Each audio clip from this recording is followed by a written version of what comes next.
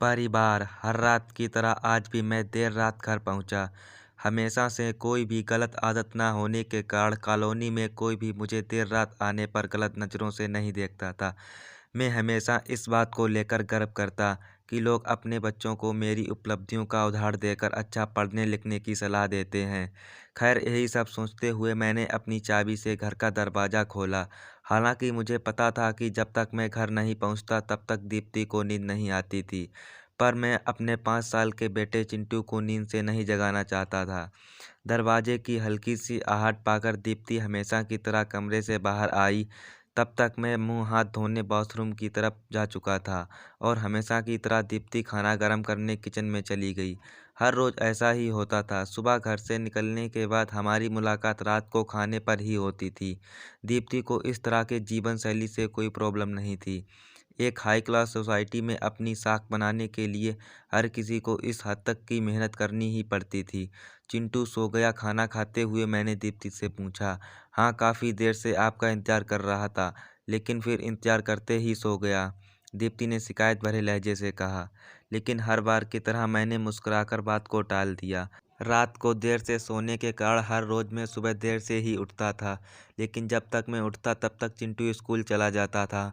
चिंटू की हमेशा शिकायत रहती कि मैं उसे कभी बाहर घुमाने नहीं ले जाता और शायद इसी बात को लेकर वो मुझसे नाराज़ भी था। हमेशा की तरह मैंने उठकर दीप्ति को आवाज़ लगाई और बाथरूम में घुस गया। थोड़ी देर में ही दीप्ति नहाने के लिए गर्म पानी ले आई। तुम नहीं होती तो मेरा क्या होता?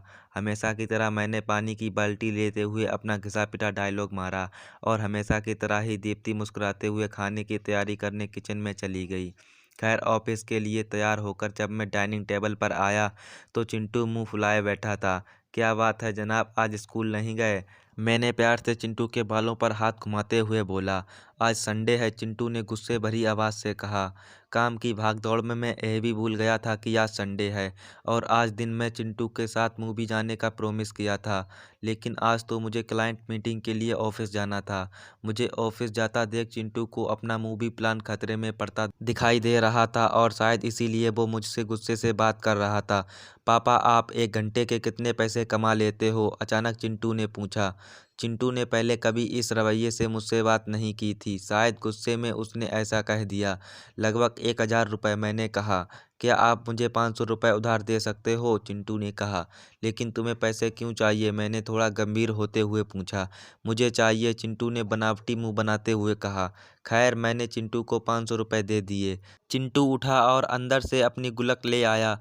चिंटू ने अपनी गुल्लक से 500 रुपये निकाल कर 1000 रुपये मेरे हाथ में रखते हुए कहा। क्या आप कल मुझे आपका 1 घंटा दे सकते हैं?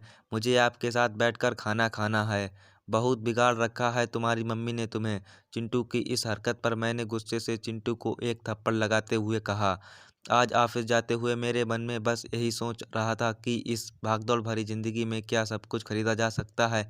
हालांकि मैं भी चिंटू को यही सिखा रहा था। कहानी का तर्क यही है कि परिवार के लिए पैसा कमाने की चाह में हम परिवार को समय देना ही भूल जाते हैं। ज़िंदगी में सबके बीच में तालमेल बिठाकर चलना ही समझदारी है।